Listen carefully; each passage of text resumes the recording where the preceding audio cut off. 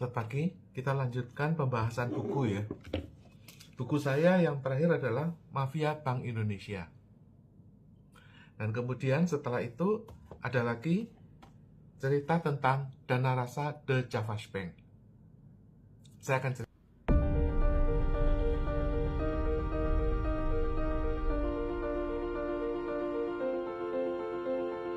ceritakan. Jadi menyambung video sebelumnya bahwa mengenai white supremacy itu berasal dari India ya, bahwa pada waktu Inggris itu datang ke India, dia tahu bahwa dulu zaman Aryan, suku Aryan itu masuk ke India, suku Aryan itu kulit putih, dan sehingga raja-raja yang keturunan raja-raja yang di utara itu lebih putih. Campur India dengan raja-raja yang dari Aryan itu lebih putih, dan sehingga di sana ada sistem kasta berdasarkan warna kulit. Nah, apakah benar bangsa-bangsa Eropa atau suku kulit putih itu merasa supremasi, merasa yang lebih tinggi? Ternyata enggak. Ternyata bangsa kulit putih itu sekarang tunduk kepada bangsa Jawa. Nah, kok bisa? Ceritanya begini, ya, ada dua ini cerita yang agak berbeda ya, tetapi saya rangkum deh ya. Cerita pertama adalah bagaimana suku-suku Eropa itu tunduk kepada bangsa Jawa. Jadi yang mengelana itu adalah perusahaan-perusahaan. British East Indies itu adalah perusahaan, orang-orang pedagang. Dan VOC juga merupakan pedagang. Nah, kenapa mereka pedagang? Karena di Belanda itu belum ada kerajaan. Waktu itu kan daerah jajahan, itu cuman jajahannya suku Spanyol. Dan ketika orang-orang pedagang Belanda itu datang ke suku Jawa, nah di Jawa kan ada kerajaan dari zaman Ken Arok, ya, kemudian timbullah Mojopahit waktu Raden Wijaya itu ngibulin Mongol, dan kemudian sampai kepada Brawijaya V dan menjadi Pajang. Dan ketika VOC masuk, mereka tahu ini ada keturunan raja. Jadi seorang kerajaan itu harus diangkat oleh raja. Kamu nggak mungkin kamu jadi raja dari mana? Duitnya dari mana? Caranya dari mana? Ilmunya dari mana? Kan seorang menjadi raja kan dari adanya diangkat oleh raja. Nah, ketika VOC masuk itu dia berkoalisi dengan Mataram. Bareng gitu loh. Jadi pada waktu Panembahan Senopati itu berjuang, ya, itu VOC masuk. Dan ya terjadi konflik lah, Sultan Agung, ya, Diponegoro dan sebagainya, itu konflik antara Belanda dengan Mataram. Nah, tapi kuncinya adalah ada tiga nih. Satu, yang mentasbihkan Raja William Orange, jadi William jadi Raja Belanda, itu adalah Raja Mataram. Maka sehingga pengangkatan Raja William menjadi Raja Belanda itu disahkan oleh Raja Mataram, sehingga mereka menjadi raja. Dan kedua, pada waktu Napoleon itu menyerbu Belanda, ya, jadi sebelum pelantikan William itu ada Napoleon nyerbu gitu loh. Hartanya VOC itu dititip kepada Mataram, Raja Mataram.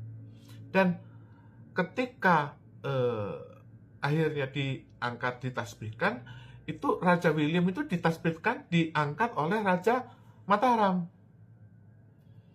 Jadi kembali ya, seorang raja itu diangkat, diajarin, dibina, di koalisi dengan raja. Kalau enggak dari mana lu jadi raja, duit siapa?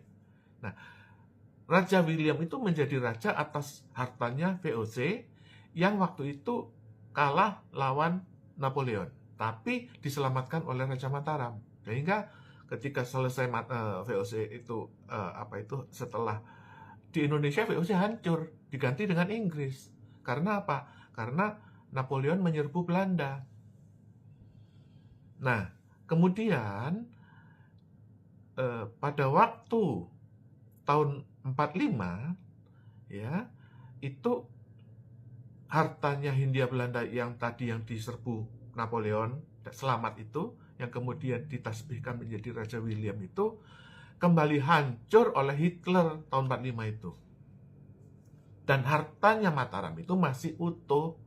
Jadi hartanya Hindia Belanda tuh dititip terus bolak-balik. Mataram sama Belanda ini kayak main bola gitu loh.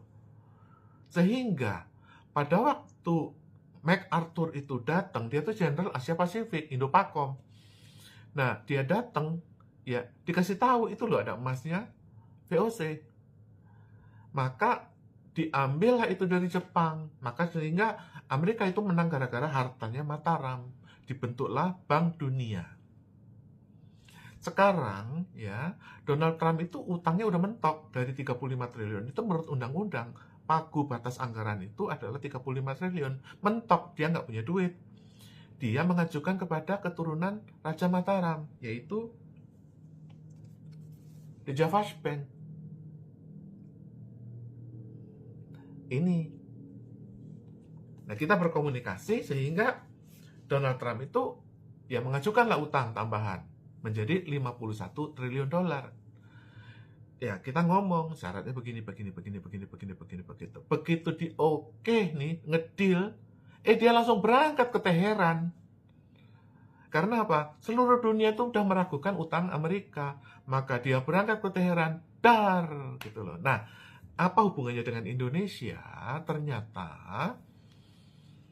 hartanya The Javash Bank ini, ya, kan waktu itu diserahkan ke MacArthur kan. Nah, pada waktu Belanda itu nggak ngaku kemerdekaan Indonesia, terjadi perang oleh Amerika. Gini deh ya. Sekarang gini, akadnya Jenderal MacArthur itu diratifikasi aja, dibuat perjanjian lah dengan Soekarno. Kenapa Soekarno? Karena The Javash Bank waktu itu sudah berkejian di Republik. Nah, tahun 63 ya Soekarno udah ngepot, digantilah dengan Soeharto. Nah, tahun 98 akadnya The Javash Bank itu dicabut. Dan Prabowo nggak tahu kenapa dia diusir dan diceraikan. Dia nggak tahu. Dia pikir dia yang salah. Bukan. Yang salah itu Soeharto. Karena pada waktu Soeharto turun, dia menandatangani utang, surat utang. Dia udah ngabisin duit 5 triliun dolar.